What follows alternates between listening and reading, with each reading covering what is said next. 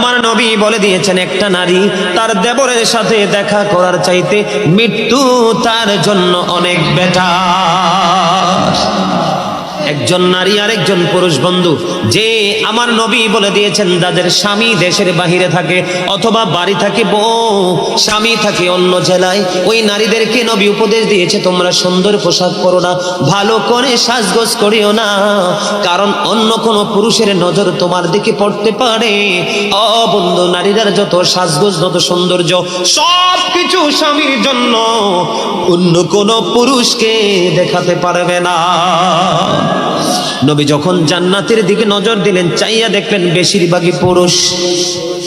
নবী যখন জাহান্নামের দিকে নজর দিল, বেশিরভাগই বন্ধু চাইয়া দেখলো নারী, আর বেশিরভাগ নারী জাহান্নামে যাবে শুধু পর্দায় না থাকার কারণে। নারীদের জান্নাত বন্ধু একেবারে সোজা বল